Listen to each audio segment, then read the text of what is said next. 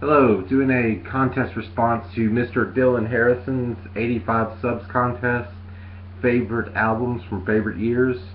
In honor of Dylan, doing this behind the British flag. Dylan is a big fan of sort of British invasion music, I gather from watching his videos.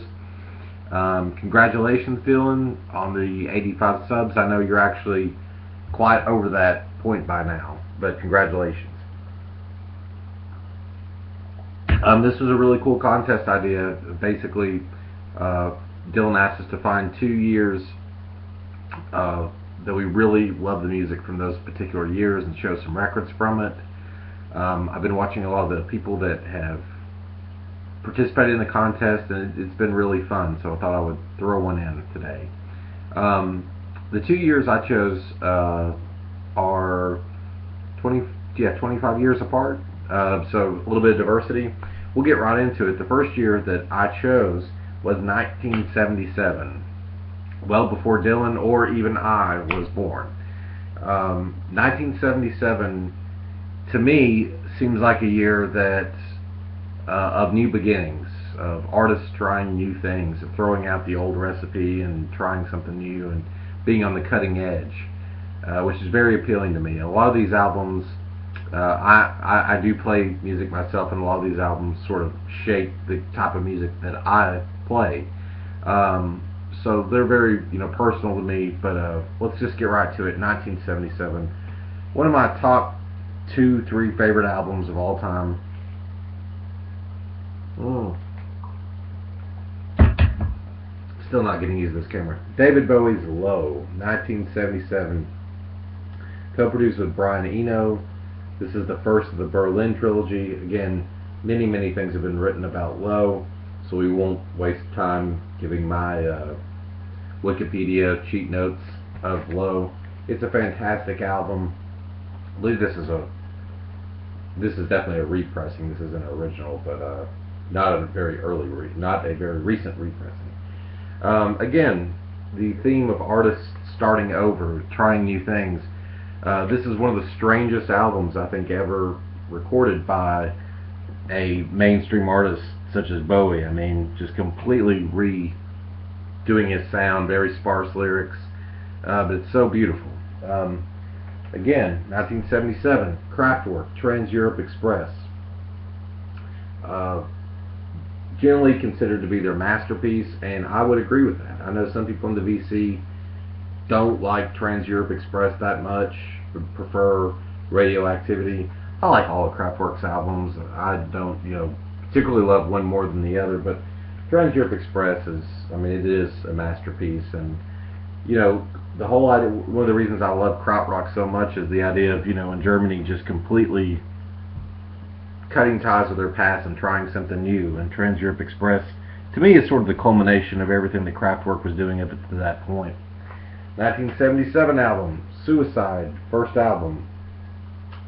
Wow, this is another classic that doesn't need much introduction. Two-man band, drum machine synthesizers and a crazy vocalist. Extremely influential band on bands like LCD Sound System.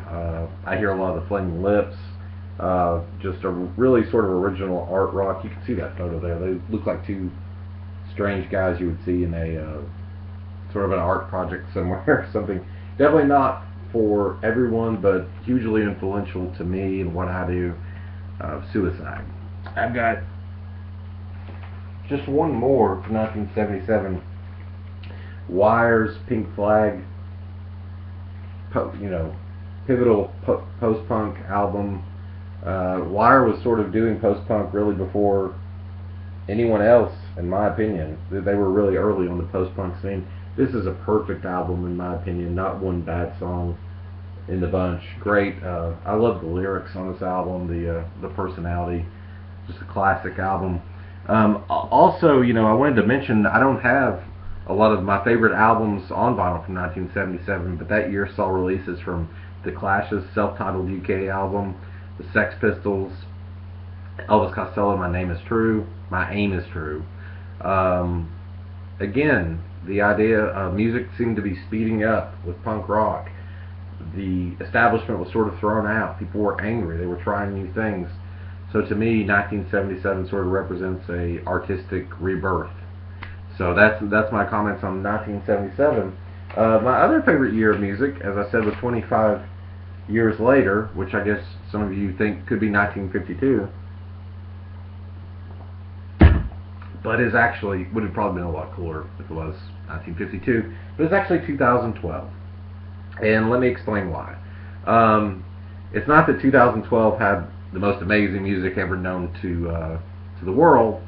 I think it had a lot of really good music. I'm going to show you a lot of really good music from 2012. But for me personally, that's when I really got the vinyl bug. I'd been flirting with it for, since 2009, buying a few records a year, a few here and there. But in 2012, my life sort of stabled out. I was out of college a few years, lucky enough to have a really good job, married, so on and so forth, and our first child was born in 2012. And anyway, found myself in a position where I could buy more records than being a starving college student, and really started finding a lot of good record shops. It's just that everything sort of lined up for me in 2012.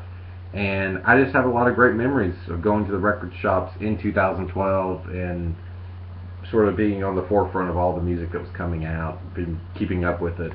So it was a big year for me personally, as far as it's when I got the vinyl bug, you could say, where I just lost it for vinyl. So I'm going to show you some releases from 2012 that were my favorite.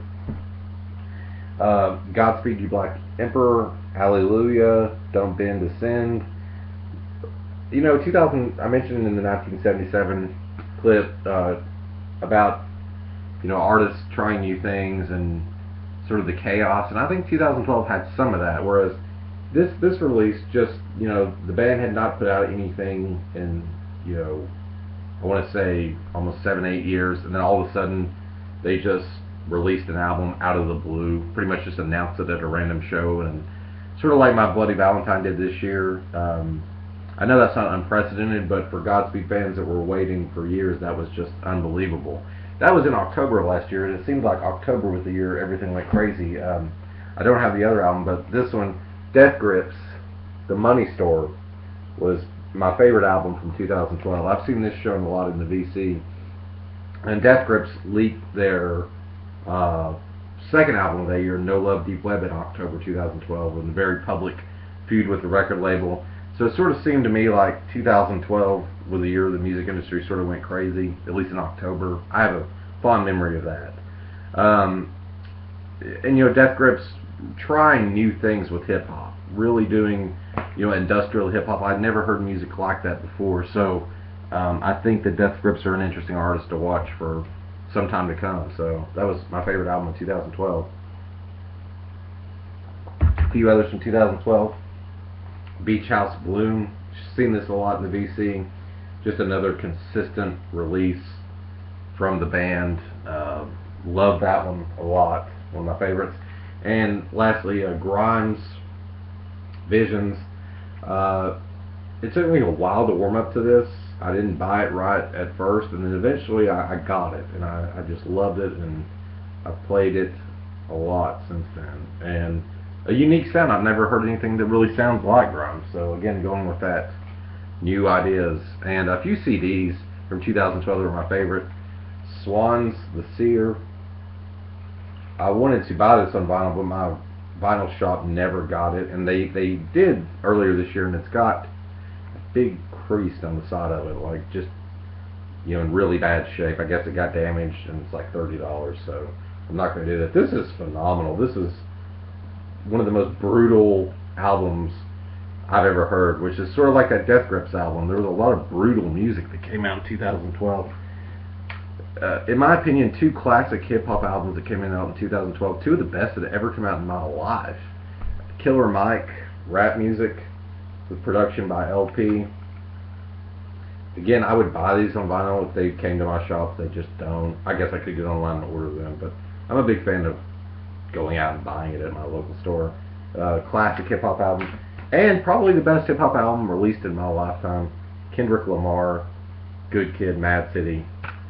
I still listen to this probably once a week. This thing is just, it's just growing on me. Yeah, I mean, not growing on me, it just never really leaves the CD player. It's just so freaking good. So, you know, again, 2012, year of brutal music, abrasive music, artists trying new things, a lot of classic hip hop came out. It's really been my favorite year of music in my lifetime, and all the fun memories of going to the record store. And you know, it's like 1977 was amazing, but you know, I wasn't alive. So 2012, we have to have, I think in this contest you should have a year when you're like actually alive, so you can experience the culture and so on and so forth. You don't have to, you can do whatever you want. But anyway, that's my years. Thank you for doing this contest, Dylan. Congratulations again, sir. And everyone have a wonderful Sunday.